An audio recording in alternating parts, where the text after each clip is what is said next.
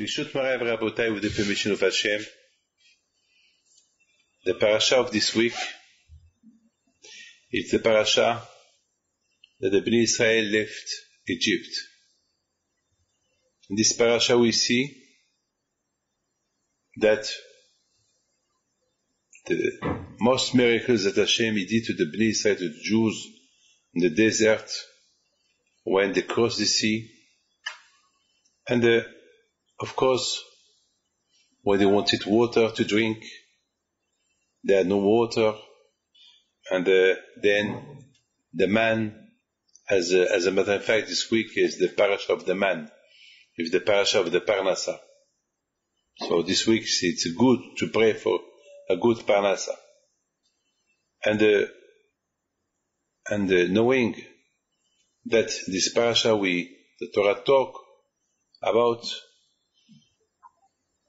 the war that they had with Amalek, and that war, it was because Amalek came to fight the Jews, because the Jews, as you know, when there is no Torah, when a Jew is weak from learning Torah, so unfortunately, problems may start. Because you have to know one thing, when a Jew become weak, so the Itzara will make him more weaker and weaker and weaker in the service of Hashem until he lose everything toward Hashem. So Hashem, He wants us to be always, we should adapt ourselves to the Jewish life with the Torah. Never miss a mitzvah. When there is something to do, we have to do it. And when the Jews, they started to be weaker, and for accomplishment, Torah and mitzvot, so Amalek came to fight them. And then after the war against Amalek, the Torah said, Vayisa Mefidim. And the Or HaKadosh explained, from now the Jews, they understood that they cannot be allowed to be weaker in the Limud Torah, and they have to be always a fighter, Whenever a mitzvah came, they have to be stronger. And this is what we learn from this parasha, the parasha, and as you know, Hashem understand. Without Parnasa, we cannot study Torah, we cannot do mitzvot. To be a Jew, you have to be rich. To be a Jew, you need a lot of money. So Hashem promised to provide the Parnasa like the man when you study Torah. When a Jew take upon himself to reach this level, to connect himself with Hashem, so there is nothing to worry about. It's a promise. Baruch Hashem, thanks God, for 1,000 years we remained. How? Baruch Hashem, through Torah and mitzvot. Without Torah mitzvot, we will be assimilated. We will not be here. And Baruch Hashem. And even the non-Jews, they admit that always they have a question. How did you resist all kind of Shoah? How did you resist? So the answer is Torah, mitzvot. That's it. Shabbat, the holy days, Rosh Hashanah, Kippur, Sukkot. Baruch Hashem, even that we do bad things all year, we turn the page on Rosh Hashanah and Kippur. We do Teshuvah, and Hashem forgive. And we start all over again. Baruch Hashem. My friend, I would like just to try to explain to you, and this is something that there is a lot of to understand. As you know, there is a Zohar. A Zohar who said that Rabbi Eliezer, he asked his father, Rabbi Shimon Bar Yochai, he asked him, what the reason that HaKadosh Baruch Hu, he took the Jews to be slave in Egypt. What it is the reason? I mean, why Hashem had to make us suffer in Egypt? Why? Why? Why this exile? So, the answer, and why into Egypt? Why Egypt? Why not another country? Why Egypt? Why the exile? So this is two questions. Why the exile? Or why only to Egypt? So, he answered that HaKadosh Baruch Hu created the world for the Torah. Only for the Torah. There was no reason. That's so that the Jews can sit and study Torah and through Torah you recognize Hashem. So the word, this is the Zohar, it's not me. It's the Zohar that it was written more than 1,000, maybe about 2,000 years ago. About. He answered that Hashem created the world for the Torah. When Yaakov Abinu had the 12 children, Hashem, he was so happy, very happy. And Hashem, he said to himself that the Jews will not be assimilated, those 12 tribes will not be assimilated, and their children, the grandchildren, with the Canaanim. And so Hashem decided that you have to go to another place, far away from Eretz Canaan, far away from Eretz Israel, which he gave it to Abraham, Yitzhak, Yaakov. And what is incredible, Yaakov and his children, all the generation, they fixed their place to live in Egypt. And that time Egypt was the most impure place of the world. And people there, they were very hard, very. That story happened over 3,500 years ago. And the Egyptians there, they were making fun of the Jews. And they make fun the way they wear clothes. And they make fun the way they respected the Nida, Mikveh. They make it fun from the Shabbat that they respected. So the Egyptian, they did not like them. So the Egyptian, and besides this, the Jews at the time used to eat meat, and the Egyptian, they did not eat meat. So, because at the time, the meat, for them, was like their god. It was the god. They venerate, the cows and everything. So, they could not stand and love the Jews. So, what happened then? The Egyptians, they were not married. They did not marry the Jews.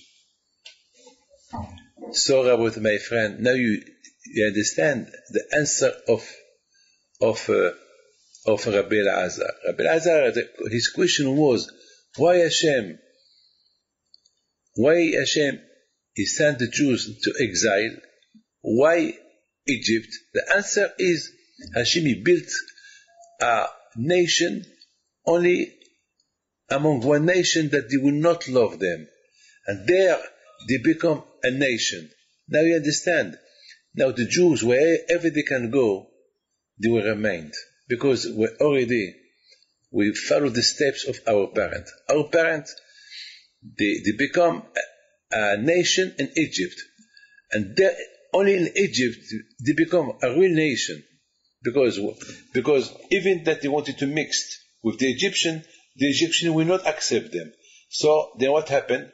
So they became a strong nation. And then they decided not to mix with nobody.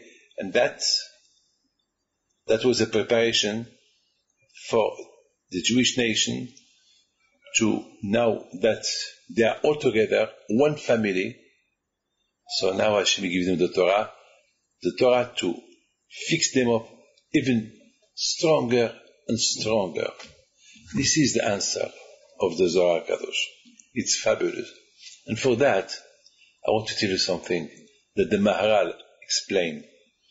Maharal, he said, when Hashem appeared to Moshe in the desert, and that tree, it was a dry tree with fire, and the tree, it will not burn.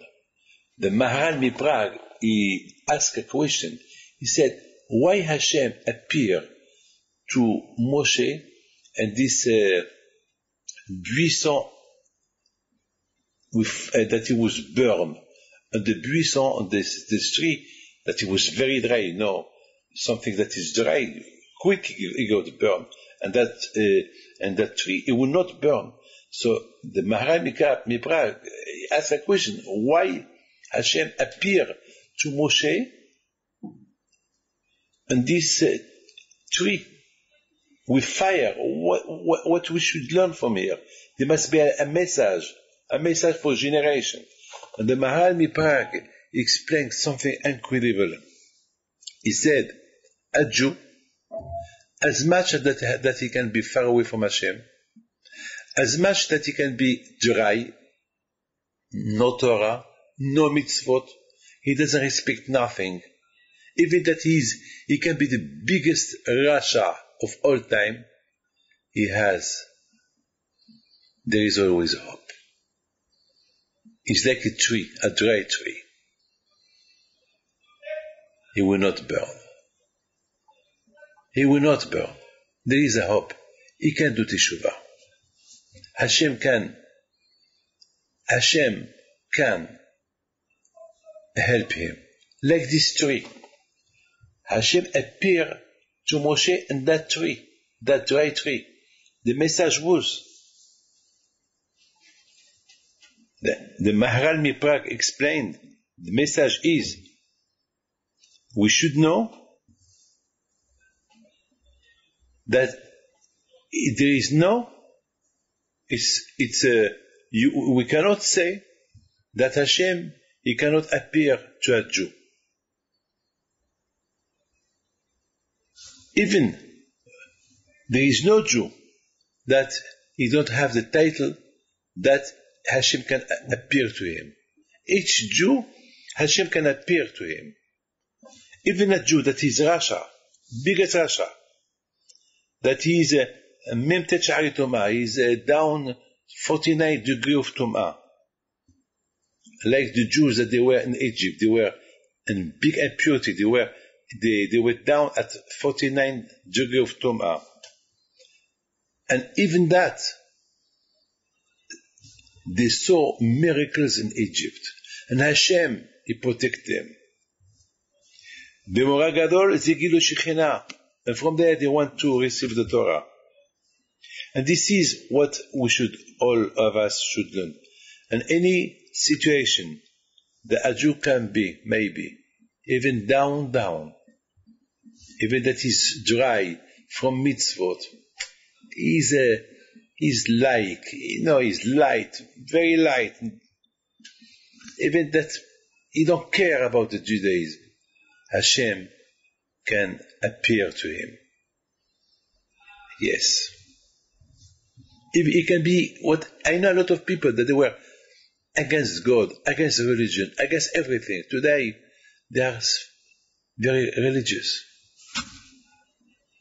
When a Jew would start. We should start. He could go from step to step, by step, from step to step, till he can become a big man. He can become a tzaddik. Yes. And that, my friend, Hashem, he trained the Jews in Egypt. Because when Yaakov got married, and he was by his father-in-law in Haran, they could be assimilated. In Eretz Canaan, they married women from Canaan, according to some rabbis. So maybe after the death of Yaakov and the Shvatim, the Jews could be assimilated. What Hashem did, He took them to a place that they will not accept all the customs that the Jewish people at that time will do. They will not accept. And only knowing that that's what we are doing, they will not accept them. Only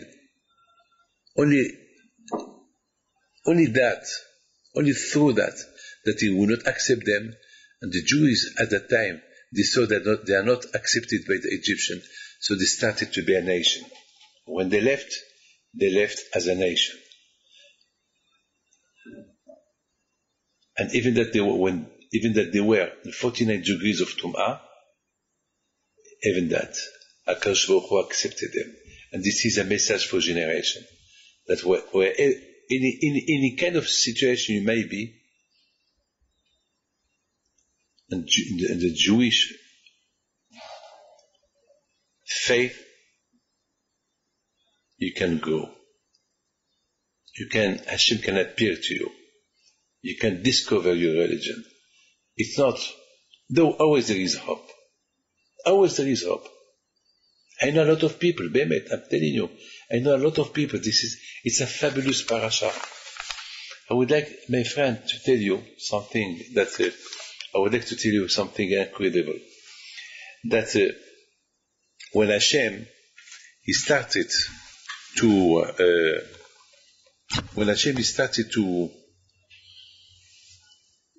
to hate Paro, we saw in the Torah, at the beginning, Paro, he said to Moshe, who are you? He said, I am the messenger of Hashem. He told him, who is Hashem? I don't know who's Hashem. I don't know him. And I don't want to listen to you. Who is Hashem that I have to listen to him? Moshe Rabbeinu was shocked. Okay? And then Moshe Rabbeinu, he came again to Paro, and he told him, send my people from Egypt to serve me. And again, Paro, he will not accept. And again, they started again to fight, another fight between Moshe and Paro, the king of Egypt. So Hashem said to Moshe, you start hit. The 10 plague will start to hit the Egypt. And then every time that Moshe Rabbeinu, he hit Egypt with a plague,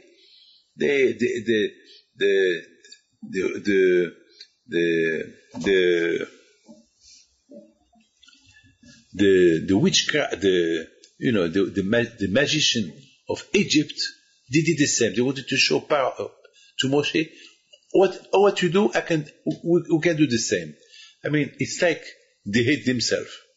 It's like Moshe Rabbeinu, he did this, they did the same like him. They want to show him that, what you do, we can do the same like you. But the difference between both of them, it's they're hating themselves. By creating, by showing to Moshe what he's doing now, they do like him, they hate themselves. But then he came the third plague, lice, the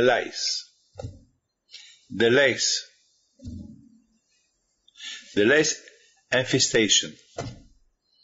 So the Egyptian, when they saw the lice, they wanted to create the lice, but they couldn't.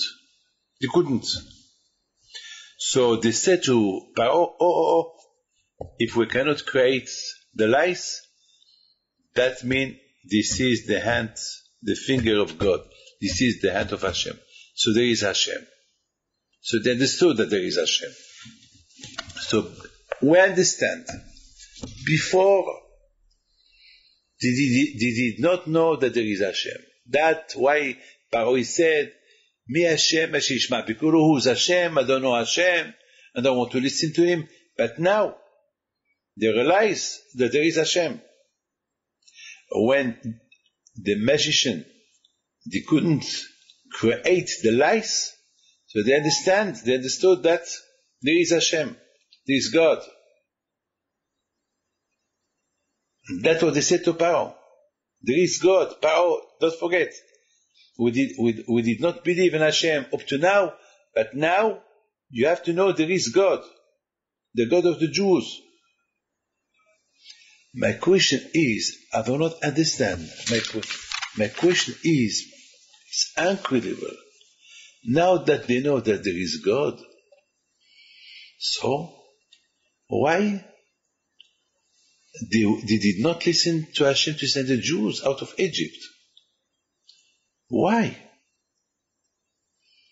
I mean, okay, as long as I don't know that there is Hashem, so I don't believe in Hashem. Now that I know that there is Hashem, and I saw the hand of Hashem, and I have approved that there is Hashem, so why they have to fight Moshe and Aaron? Why Paro and his people have to fight Hashem? Why? This is a question that I wanted. This is my question that I had. My friend, a lot of times we declare to ourselves, I am a Jew. I am a Jew. But you have to know that to declare I am a Jew, you have to know what it is, I am a Jew. If you say I am a Jew, that means I believe in God, because Yehudi, the name of Yehudi, it's the same name of God. That means, if you say I am a Jew, that means I am a Jew, I believe in Hashem. I mean, you cannot be a Jew with no Torah. I mean, a Jew, it's a connecting. It's when you talk about Rolls Royce or Mazda or Chevrolet or Cadillac or Porsche, or you talk about Boeing. I mean, if you mention a name of something, Airbus, I mean, there is somebody who created that his name was it's a name. I mean, a lot of things, they represent the name of the one who invented them. If you say you are Yehudi, that means you make yourself a part of God. I mean, it's not just Yehudi with no reason, just Yehudi, but I do whatever I want. No. It's impossible to be Jew with no Torah. You know, my friend, when Moshe Rabbeinu in Egypt, he came to the Jews and told them, hey Jew, you know, I came to deliver you. Yes, okay, they believed him at the beginning, but after, it was hard for them to listen to him, because they had no time to talk to him. They were slaves. Below Sham'oi Moshe Mikutzer Roach. And you have to know, and Or HaChaim HaKadosh explained that when you have no Torah Bemet, this is the truth. When somebody has Torah, when you respect Torah and mitzvot, so at least the Torah and mitzvot Bemet, it gives you hope. That gives you hope. That gives you faith in Hashem. But when there is no Torah, I mean, if somebody is not, a lot of times people come to see me for a blessing, for an advice, and I give them the advice. They look at me, they say, they're not satisfied. You know why they are not satisfied? Because they don't believe in God. Or because they don't respect Torah and mitzvot. Somebody came to me this morning, and he told me, Rabbi, I have to tell you, I eat not kosher, I do bad things, I am a thief, I am this. So I told him, so why you came?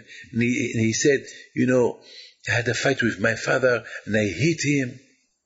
Wow, you hit your father? Yeah. So what do you want from me? He said, I'm lost. I don't know what to do. I am with a Jewish girl and I'm with another. I have few girls. I don't know which one to choose and I do bad things and I'm lost. I told him, what do you want me to tell you? You don't believe in God? He said, yes, I believe. But how can you believe in God when you steal, you hate your father, you eat not kosher, no Shabbat? How can you say you believe in Hashem? You believe in Hashem, but he was lost. This is a Yitzhara. He makes you to believe in Hashem, and then he push you to do whatever, all bad things. I told him, sir, if you want to see clearly, and you want to see the light, and you want to come out from your tunnel, you're in a tunnel, you're in underground. You have to start doing mitzvot. It's going to be hard for you at the beginning, but this is the only way. Because you have no Torah, you have no time of nothing. Like the Jews in Egypt. The Jews in Egypt, when Moshe Rabbeinu appeared to them, he started to tell them good things. They couldn't listen to him. Because this is, look, when somebody has a problem, a health problem, they take a medicine. But the medicine don't help right away. It takes time to help you. It's the same. When you want to have connection with Hashem, you have to start to do Torah mitzvot. And you will not feel your release, you will not feel well until it will take time. ולא יכלו. The Jews in Egypt couldn't listen to Moshe because only somebody who has a connection with Hashem through the Torah, he can feel relief. He can feel good. With no Torah, whatever I can tell you, any good thing I can tell you, you cannot accept it. Yes, you have to believe this is the truth. This is the Emet, this is the truth. Now look, the Egyptian, when they saw that they could not create the lice, they said, oh, this is the hand of God. Okay, so why did it not do teshuvah? Good. Now that you know that there is the hand of God, and now that you believe in God, so do teshuvah. Do teshuvah. No. They did not do teshuvah. Understand, before they said, we don't know Hashem, we know Hashem because they didn't know Hashem. But now that they know there is Hashem, so why they don't turn to Hashem and send the Jews from Egypt? Now that they saw that there is a Creator, and now Paro is see the truth. My friend, the answer is, I want to give you a beautiful answer. How much a man should, a lot of people, they are very proud of themselves. They're arrogant. And somebody who is arrogant, even if he's whatever he can be, he will defeat Hashem. You have to know that the glory, it's only for Hashem. Hashem, He is the one to glorify. He is the one, He is the glorious. He created the world. And the glory, it's only for Hashem. L'Hashem ha'aretz umla. Hashem is the boss of all the world. Everything belongs to Him. Everything belongs to Him.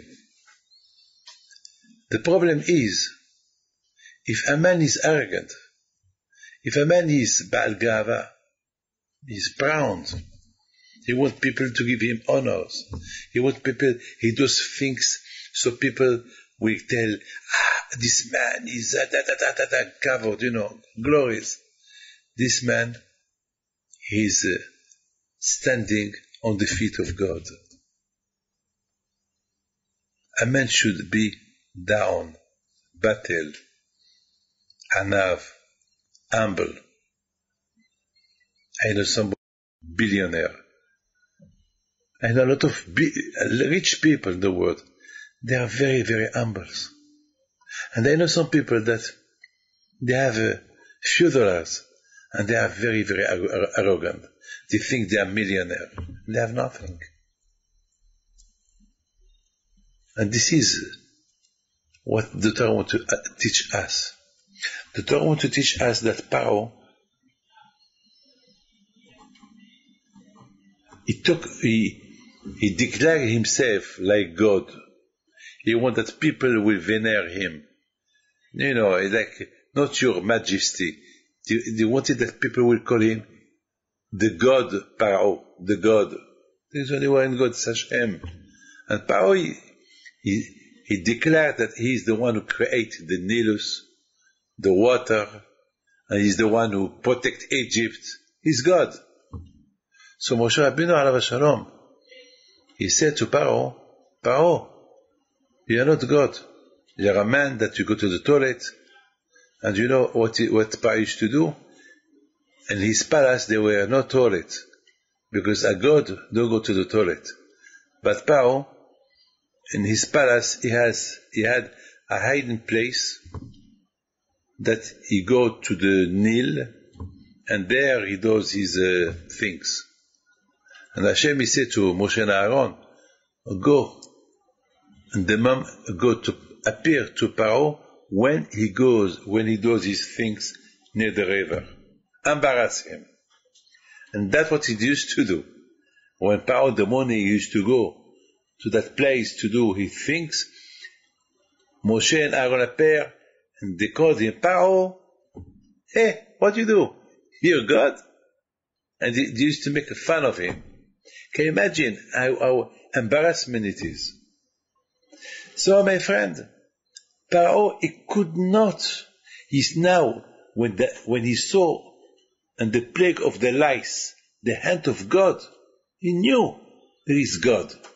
But because he feel himself that he's God too, so he couldn't accept it. He couldn't accept it. Because it was very, very hard for him to accept that he's not God anymore. And this is a problem. This is a problem. Always a Baal Gava, always a man who is proud, who is arrogant, it's very hard for him to... It's a work, it's a special work that you do on yourself, to put yourself down. Hey, get down. Get down. Even that now, that Paro knows that Moshe and Aaron know the secret, that he's not God, that he goes, he does his thing, in the river, that he's not God. He couldn't accept to get down. The question is, but now, Paro, you see the truth, you see the reality. Okay, before you did know that there is Hashem. So, you revolt, it was a revolt. You revolted yourself against Hashem. But now that you know that there is God, even your magician, they declared, they said, yes, this is the hand of God. Because we cannot create light, because it's so small. Because the magicians cannot create something that's very, very small. So why Paro would not accept the goodness of Hashem and to get down from his arrogance? My friend, the answer is, it's a message for the Jews. It's a big message for the Jews. With no Torah, we can never know Hashem. Only through Torah you can know Hashem. Never mind. You can be Paro, you can be a Jew, you can be anyone that you can be. Only through Torah you can know Hashem. If you don't study Torah, if you don't, because what it is Torah? Hashem give us mitzvot that we have to respect them. But why have to? This is the way. You have to respect them. Because by respecting Torah mitzvot, you declare yourself that you are the slave of Hashem, that Hashem is the creator. I can only listen to what Hashem told me to do.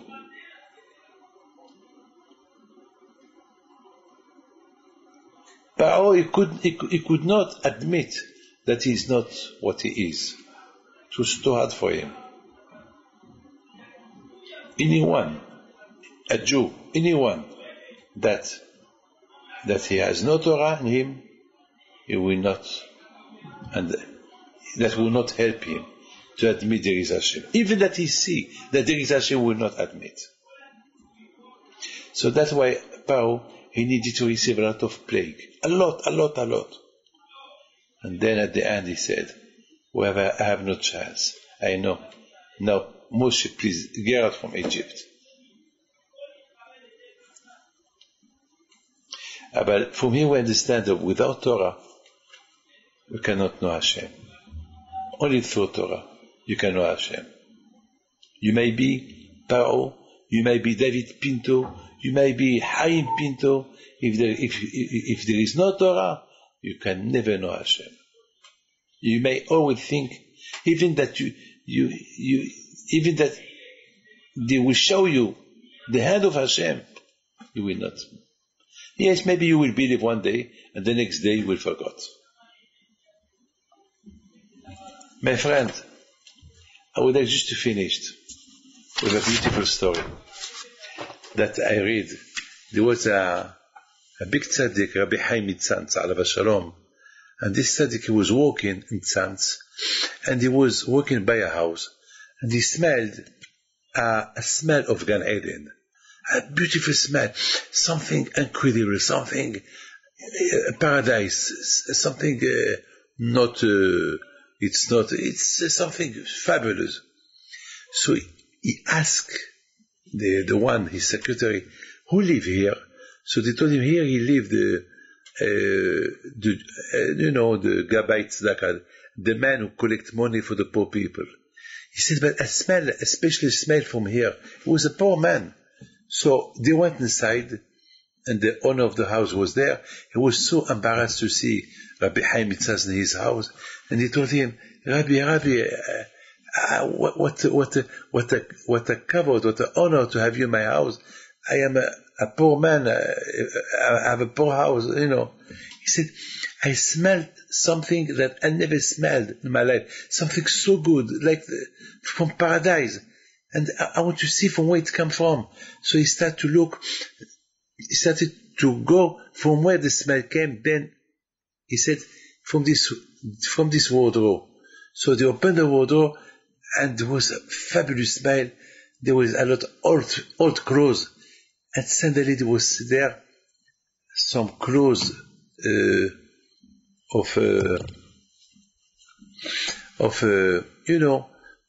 clothes of a priest. So he said, what's this? You're Jewish. Why you have these clothes? For me, did you steal those clothes? He said, well, I did not steal them. It's a story. He said, but I smell a good smell from this clothes. A good smell. What's this? Tell me. This is what he said. Well, one day somebody came to me and he asked me to collect some money for him because he had no money to marry his daughter. It was so hard. I had a hard day, and I collected some money for him. I went home. I was exhausted. I went home to sleep, and then there was somebody who was knocking at the door, and he was knocking at the door. So I went to open the door. It was a man that was crying. He said, I'm in danger. I need some money to pay the rent. If I don't have the money to pay the rent, he's going to throw me from the house in 2 hours. and please help me. You're the only one. You know everybody. So I told him, I can't, because I just collected money for somebody. I cannot go to the same people. So he said, he fainted. That man fainted. So I woke him up. I threw water on him. So I said, okay, you wait. I will see what I can do. So he said, that man, the Gabbai of Tzedakah, he said to Rabbi Haim Itzant, he told him, it was late. The only place it was left, it was in the bar. People there, Jewish people there, all kind of people there. They were drunk, and they play cards, domino, and I thought I will go to ask them money from them to help. So I went there. When I arrived to that bar, the owner of the bar, he said, but I already give you tzedakah 3 hours ago. He said, so I told him, I'm not going to ask tzedakah for you. I want to ask tzedakah from the players, those Jews, and those non-Jews that they are together. So he told him, those people, they will not give you a penny. They will not give you a ruble, nothing. He said, I told him, I will try. So I went to those people, they were drunk. So they said, so you want money from us? You want us to give you money, tzedakah? Okay, but we can give you the amount that you want on one condition.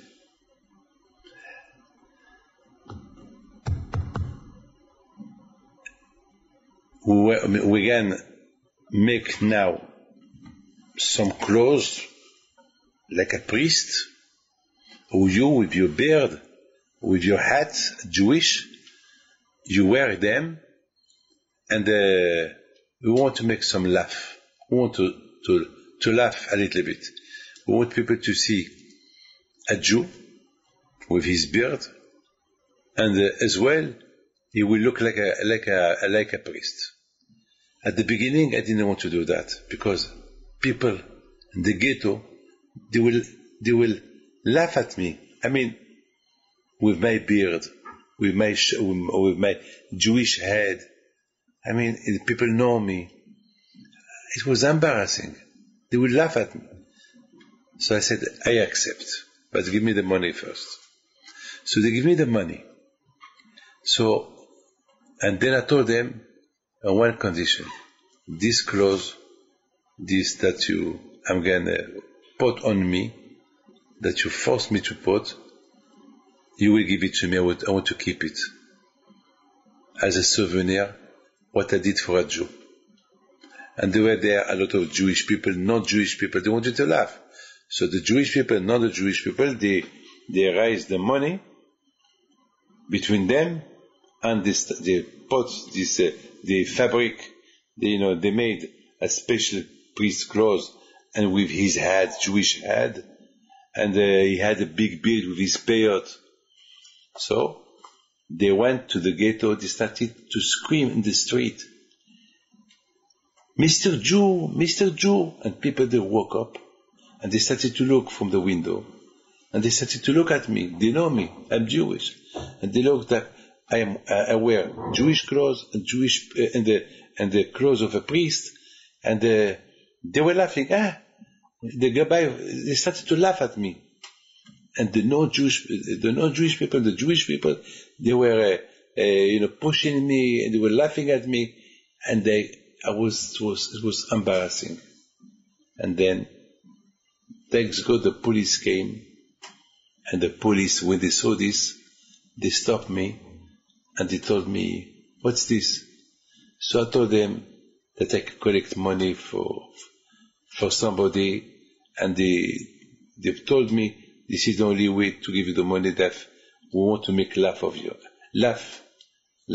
at you. So the police told them, well, now that everybody is laughing at him, let him go, please. So the man said to Rabbi Hamid Sant, this is my story. So Rabbi Hamid Sant, he took that close the priest, and he kissed it. And he said to Hashem, Hashem, look, Hashem, look your children. They accept to make laugh at them, only that they can help somebody. My friend, I don't know if I can do that. I'm telling you, it's a fabulous story. I don't know. I don't think I'm strong enough to do this kind of, but it is a big moral to learn. To be Jew, it's not easy. It's not easy, but thanks God. That's why Hashem, He wanted us to go to Egypt. We train ourselves in Egypt. We receive in Egypt all kind of bizyonot, all kind of curse. People make fun of us. They did not accept our religion, and they make of us, nothing, less than animal, less than nothing. And we were brought up, we grow in this. So now we can accept everything. For Hashem, that's the answer that Rabbi Elazar, that the Zohar Kadosh gave. And that's why, even now that we are in exile, we are everywhere, we still carry on. Our beard, our head, our Jewish clothes. Even a lot of times in the street, they told me, bloody Jew. Pooh, they spell at me. I don't answer them. I say, okay. A lot of times, in front of my eyes, they make laugh at me. I don't answer. So, my friends, I pray to Hashem to give you bracha v'atzlacha, and God bless you, and have a good week. And Be'ez Hashem, don't forget next week, it's Matan Torah. Be'ez Hashem, we will talk about the Torah. God bless you.